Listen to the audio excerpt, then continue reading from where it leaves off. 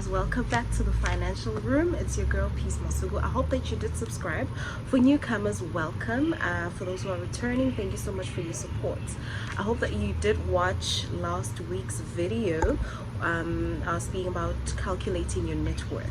So today we are going to look at inflation. Everything I speak about here obviously is finance related, and I speak about it and how it affects your life and how you can put yourself at a better advantage of whatever the situation could be.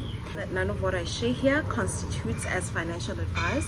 If you are seeking for financial advice, you speak to a financial advisor who's certified and registered with the FSCA. So if you were to explain it to a 5th grader or a 5-year-old, the simplest way to put it, or the simplest way there is to say it, is the rate at which the costs of goods and services increases. So this goes from food, fuel, the cost of clothing, the cost of rent, the cost of living, basically.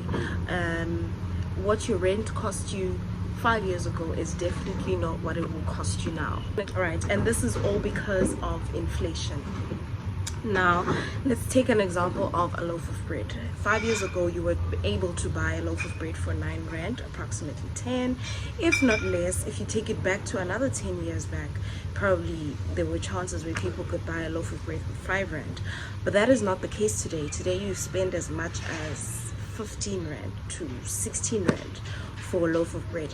And that doesn't mean that the store is making more money out of you.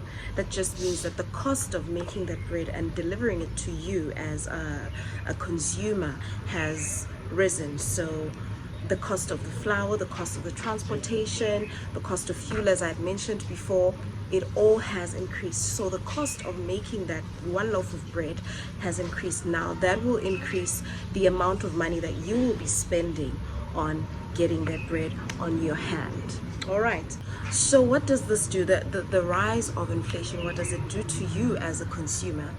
It decreases your purchasing power.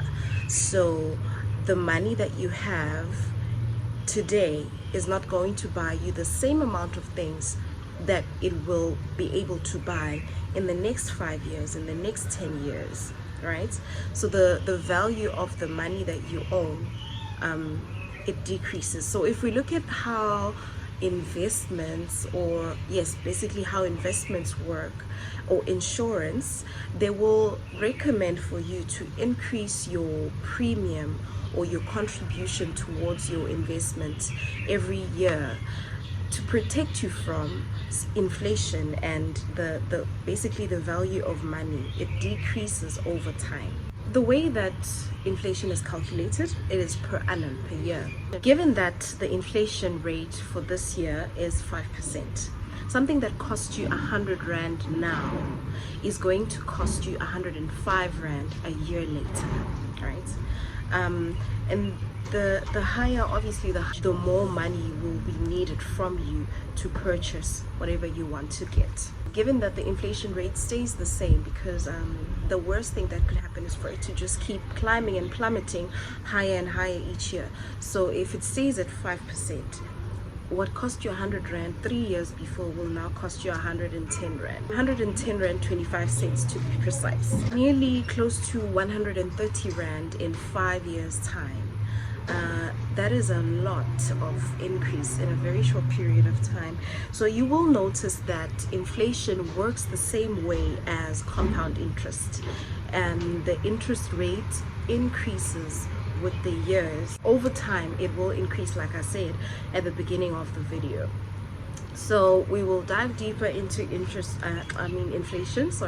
We'll dive deeper into inflation at a later stage, just to see how it affects you and how you can play around with it in terms of protecting yourself from it.